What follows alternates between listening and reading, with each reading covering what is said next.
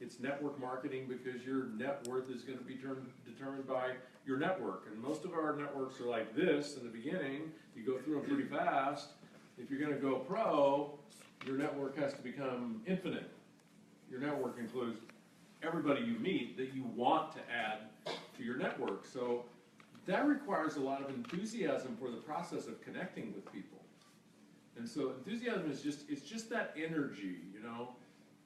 Some people explain it this way. It's the Greek word enthuse, which means God within. So if you just imagine like that kind of energy, and then the last four letters of that word, I-S-A-M, or I-A-S-M, I am sold myself. So if you can just imagine God within and I am sold myself, that energy targeted at an action or an objective, it gives you the lift that you need to get into action. So a way to apply that to how important this is to our work or anything that you're going to do. So the question is, what could you do if you could get yourself and keep yourself enthusiastic enough?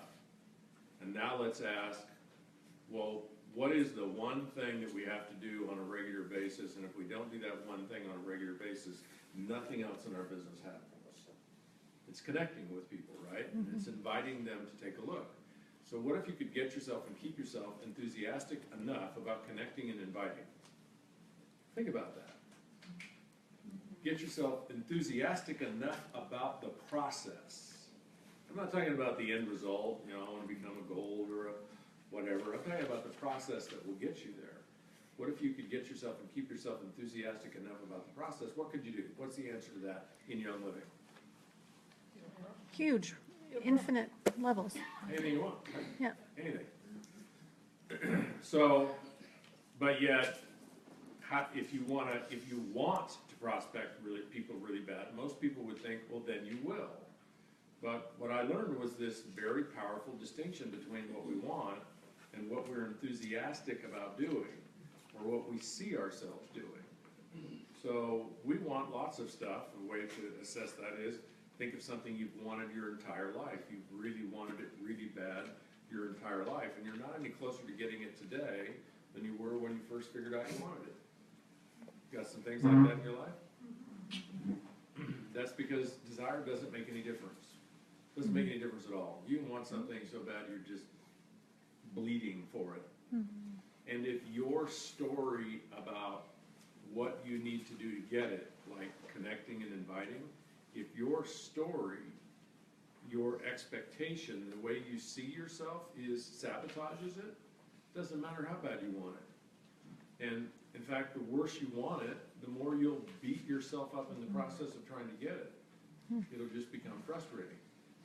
So a great example in network marketing is how many people do we see in the business who, there's probably people here in this room. You're here because you want it real bad. And you know all kinds of people out there on your teams who want it real bad. Yet they don't do the first thing to get it. They don't even do the first thing. Like the very first thing you say, okay, you want this? Oh yeah, I want. Oh, this is great, phenomenal. Okay, now go study these videos, or invite 6 people over to your house, or whatever. Like the very first thing is, they don't even do that, right? So what's up with that? They want it. They just don't have a story that empowers them to get it. So one definition of self-motivation is enthusiasm, another one is courage. So courage is simply an overriding conversation. So if you're human, if you're adult, if you're halfway aware, you see potential danger. And you might even see danger in a prospect. So you might see a prospect and you might have a conversation in your head like, oh, I'm not sure if they'll listen to me. But if you have courage, you'll talk to them anyway.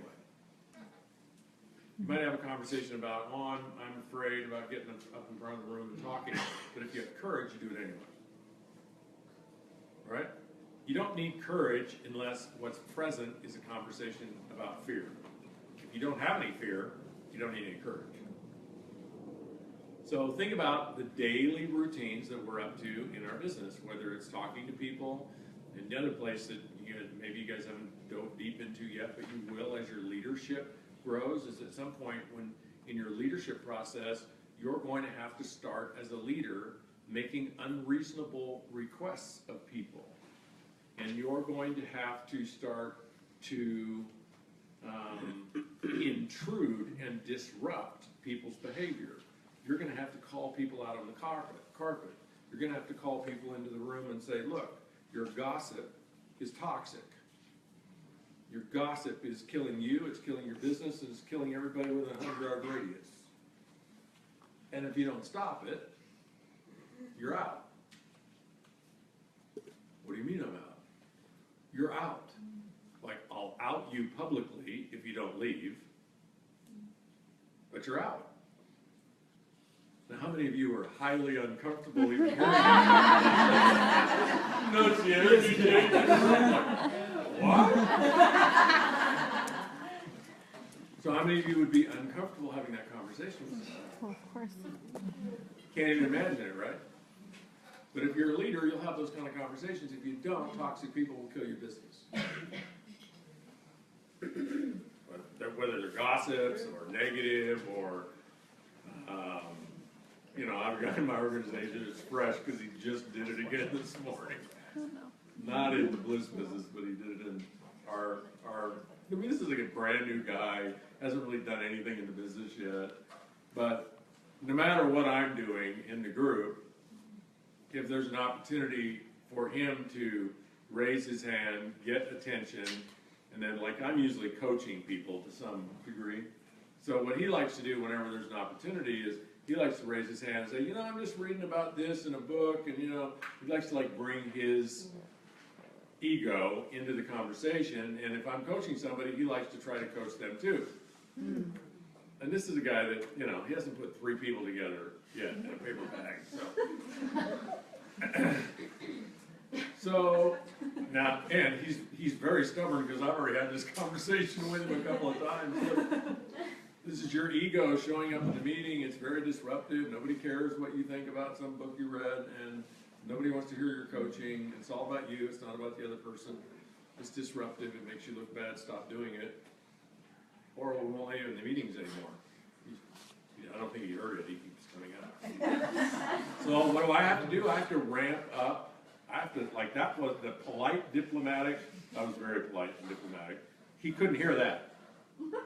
So you can't end his distributorship. You can just basically I can out him. not have him come to your meetings. Yeah, but, you know, I can out him. I don't What do know, you mean it's by not that? about terminating people. Yeah. It's about, people join these teams not for money. I mean, you guys, you love the money, and of course, if there was no money, some of you would still say, but the glue that holds this together is belonging. Yeah. Like you matter here, you matter, you belong. This is part of where you're supposed to be. So you can use that as a leader to guide people to change their behavior, because if you tell them, look, if you keep up that behavior, you don't belong here anymore. You're not accepted here anymore. And if you get that through their head, they'll change their behavior. My point, I don't want to like go down that road and freak you all out, but my point is, as you move up in your leadership, you're going to be required to have difficult, confrontational leadership conversations with people, and that takes courage. Because obviously it's easy to go, oh my gosh, what if he quits? You have the conversation anyway. So courage is one, persistence is another, creativity is another, physical energy is another. So these are just 5 components of motivation. There's other subtle components, but if you just think about enthusiasm, courage, persistence, physical energy, and creativity, and you ask yourself, if I could get myself and keep myself courageous enough, if I could get myself and keep myself persistent enough, which is like, somebody was talking about it this weekend, I can't remember who, but you know that Bozo the Clown thing? I think Eric calls them, he calls them Weebos. Weeble wobble. Yeah. But you know, whatever you knock down just bounces right back up. So the question is, what could you build here in Young Living if every time you got knocked down, you bounced right off the mat? I mean, you didn't get off the mat, you didn't crawl off the mat, you bounced off the mat. I mean, you're right back in the game. Every time somebody quits on you, every time somebody disappoints you, every time a prospect shuts you down, you're like right back in the game. What could you build? Anything. Yeah. Right? So that's motivation. It's energy. So if you were in the Tony Robbins session, he talks about it differently. He manifests it differently, but it's energy. And if you can get your energy up high enough and keep it up high enough, you can accomplish this business in a huge way. And the only reason you get off track is other people's energy is more powerful than yours. Like, just think about when you're talking to somebody and they're going, no, I don't have time. Like, they got energy around it. Like, they're convicted around it. They're powerful around it. And I'm not suggesting that we use our energy to combat that, to make them wrong and change their mind, but energy influences. So if you are completely on fire about what you're building in the business, that will shape the responses that you get from prospects. It will shape their response to you. They'll be influenced by it. And it makes the business happen. So the book is vision and self-motivation, but what you're really looking for is self-motivation, because that makes everything happen. Now the question is, well, where's that come from? How does that happen? How do you get in that state? So one way to get in the state, like immediately, is if we all put our stuff down, stood up, jumped up and down, and yelled and screamed at the top of our lungs in the next 30 seconds, you would change your state. I don't use that approach because in life and business, I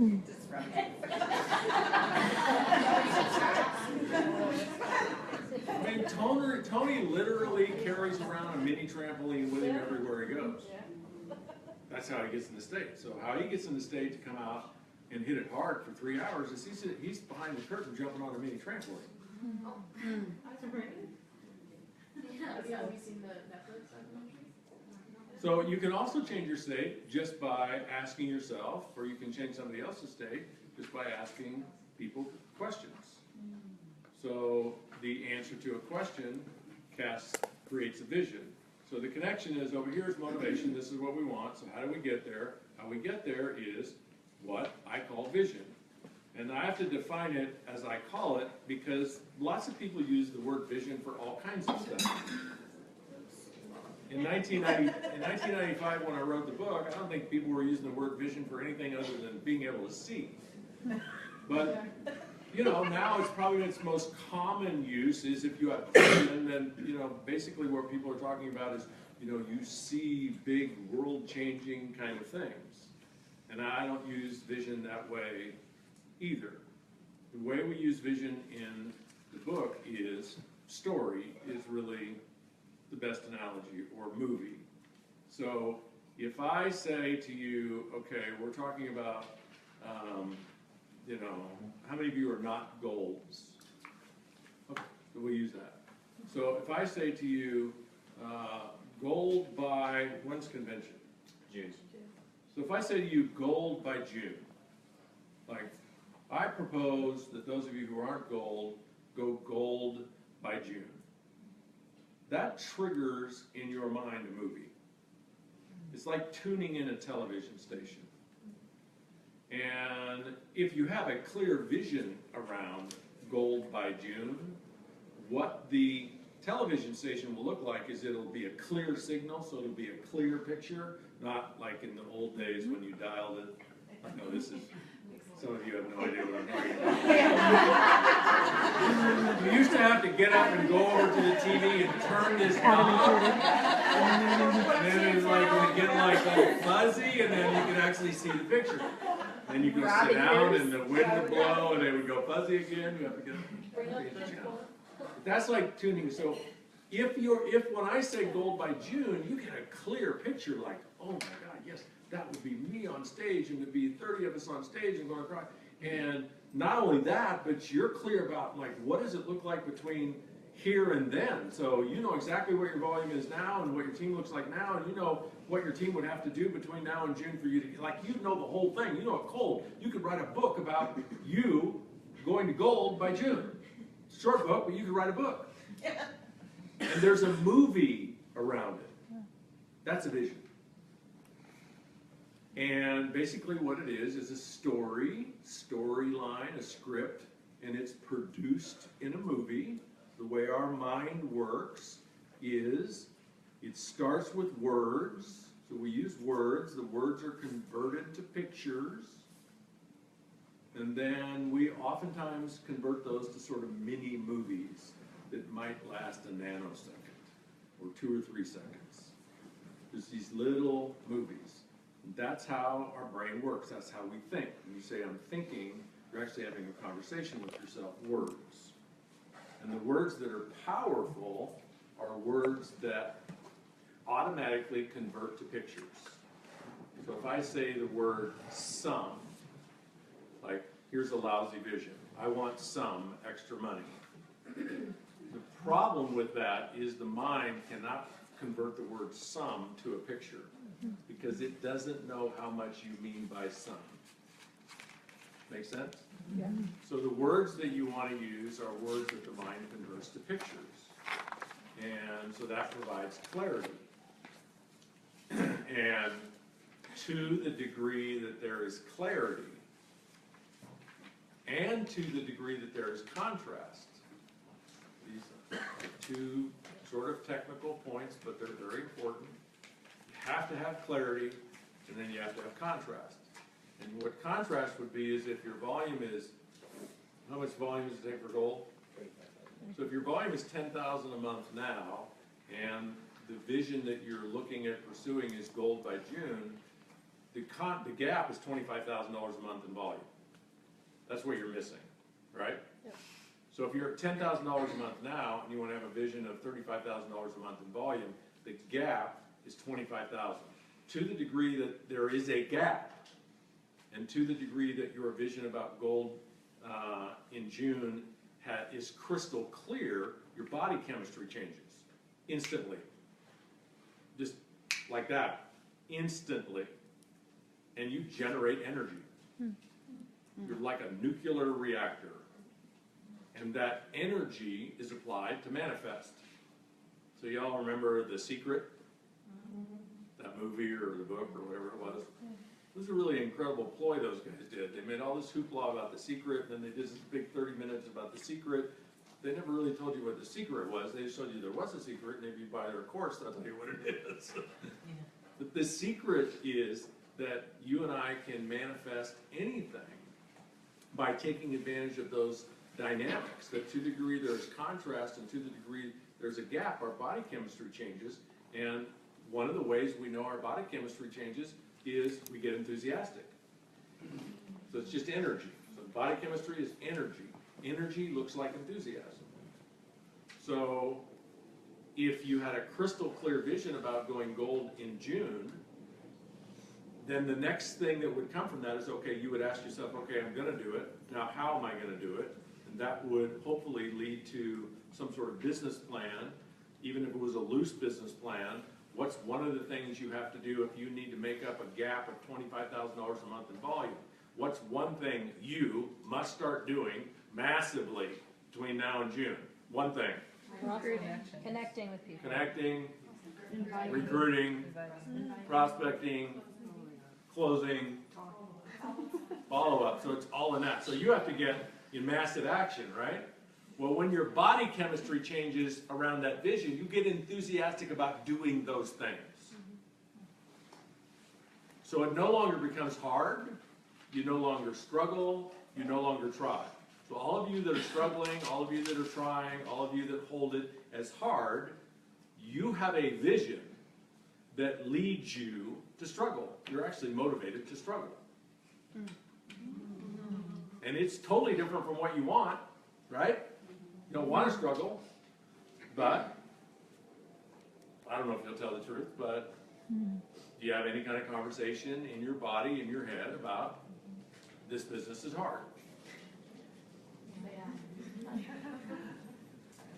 Yeah. So to the degree that that's a pretty powerful conversation, here's what you might as well do when it comes to vision work. You might as well get a magazine, go through the magazine and look for pictures of things that are hard. Look for struggle, look for suffering, look for darkness, look for death, look for worry, look for fear. Get pictures, cut all those pictures out, and then you know how you do with the words, where you cut words out and you paste them into these graphics. Get, you know, words like fear, struggle, death, you know, scared, all that kind of stuff, and put together a vision board. Yeah, and then every morning, get up, get on your mini trampoline and jump up and down and read your vision board about how hard this business is. Because if that's your dominant conversation, you might as well have it in a vision board. You might as well have a whole script written out. You might as well read it 10 times a day. That's what's going on. And you parade around the business wanting it to be different, which has you be here, but has you struggle. The business is not hard. I don't know how many times I have to do this illustration. I'm a little bored with it. I've never done it. But I don't know, Adam, you can give me better numbers perhaps. I kind of use this one universally, but you know, I don't know. Over a 4-year period, 4-year career, if you talk to 2 people a day, 5 or 6 days a week about Young Living, however you talk to them, 2 people a day, that's about 700 people a year, which means you're probably going to do about 70 to 100 presentations, which means you're probably going to sponsor 20 or 30 people. And you did that every year. What do you think you'd have by year 5 or 6? How much income? Adam's paycheck. How much income? Low. Lowest. 10 grand a month. Anybody else? Personally sponsor 30 or 40 people, 20 or 30 people for 3 or 4 years. Anybody else have a number? I don't know. Year Yeah, 5, it's what would be your income? 20 to 40 a year. A month? Okay, can we settle on 10? Yeah. It is, it would be 10. If you sponsor that many people, your 5th year income would be at least 10. Could be 50, could be 90. So, if Young Living, so here's how easy the business is. This is like inspiration to change your story. If Young Living paid you $500 for everyone you talk to, but you had to talk to 2 people a day, and you had to do it right, you had to do it professionally, you had to do it the way you're supposed to do it. If you don't talk to 2 people a day, you don't get anything. In fact, if you don't talk to 2 people a day, you're fired. But if you do talk to 2 people a day, you get $1,000 a day. You clear? Yeah. Who would you talk to? 2 people. You see how it changes? So just with that one hypothetical, your whole story about who is a candidate for this business changes compared to the story you had before I gave you that example. The story you have about Young Living, about everybody's busy and I've already talked to these people and they wouldn't be interested, they make too much money, they went to, whatever your story is that makes it hard. At $500 a pop, what would you say to them?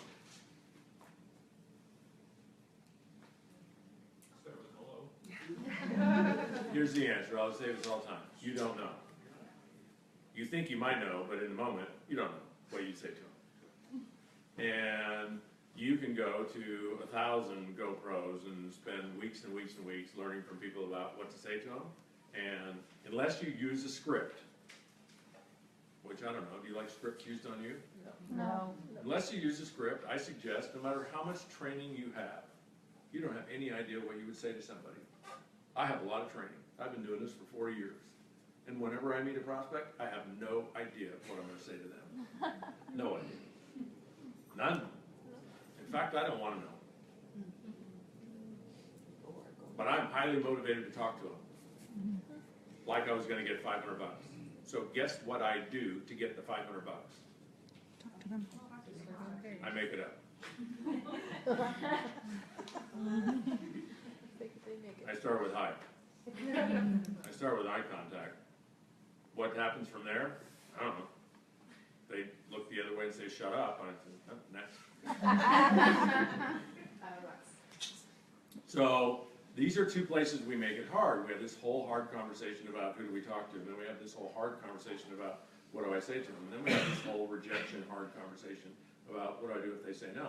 So if I'm paying you $500 a head and all you have to do is invite a couple of people, it doesn't matter if they say yes or no. for $500. What do you do if they say no?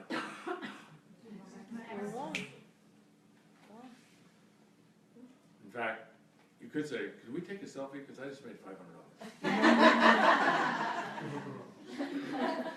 Great.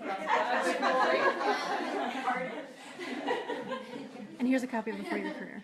So what that demonstrates is that we all have the ability to be immensely powerful doing this business. Who to talk to is easy. It's not actually everyone. It is anyone. And there's a powerful distinction there because now you're in choice. You're not making a nuisance of yourself. You're not running around chasing people and talking to everybody that's within 3 feet of you. All you need to do is talk to a couple of people a day, so you choose to do that. You know, it's really hard to work this business more than 2 hours a day. There's not that much to do.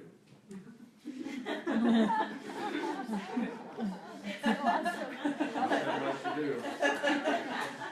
How long does it take you to talk to 2 people? Yeah, maybe 20 minutes. Maybe. What are you going to do for the other hour and 40 minutes? Follow up on the barnacles. Are you okay? Is everything okay? You know, the people that are stuck to your ship that are waiting you down. Call the barnacles. Love that. So, Oh my gosh, that's hilarious. I could go on for hours, obviously, about that, and I probably complicated it more than I need to, but here's the essence of it. My philosophy about this business when it comes to what do we need to do to be successful is training doesn't matter. And Eric wouldn't like me to say that because he sells training. And it's not that I'm against training, and I'm all for all kinds of training. But if you are highly motivated, like your brand new distributors that are highly motivated, look at them. They don't have any training. The ones that are on fire, ignorance on fire, what do? They go out and talk to people and sell product and get people to come to events. Why? Because their story is, oh my God, I'm going to make a lot of money. This is going to be great. I'm going to help people. People are going to join my team. This is fantastic.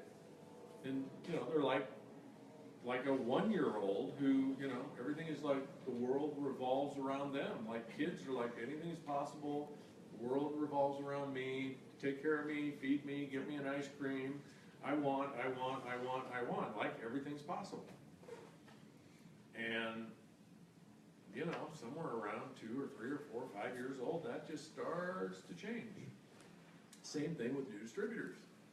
They're in business, you know, 2 or 3 days, everything's possible. They're all on fire. It's all wonderful. And after 2 or 3 or 4 days, people start saying no, not just no, heck no. What? You're what? Oh my gosh. You know, that hurts. And pretty soon, people lose their motivation. They lose their enthusiasm. They lose their courage, which is just, oh, I'm going to talk to them anyway. They lose their persistence. Somebody rejects them, and they're right back in the game. They lose that. Creativity is a whole other huge piece of motivation, but they lose their motivation. And training won't take its place.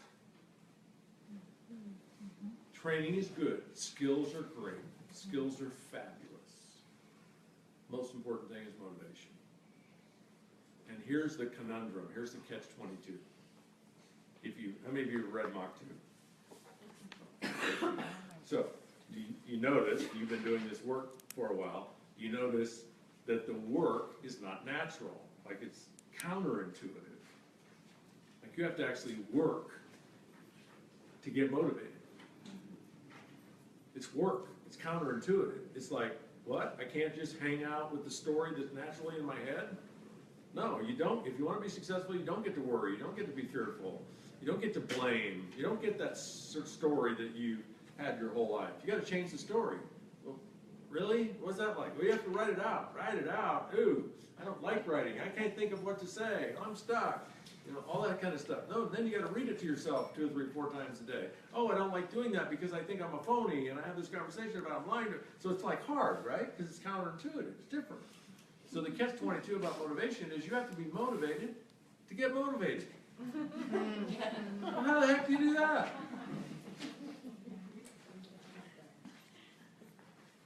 Is that enough?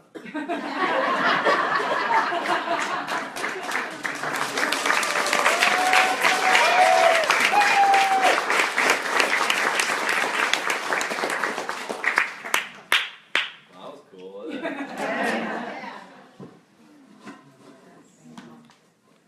That provides some valuable, especially coming out of like 3 days of stuff. Yes.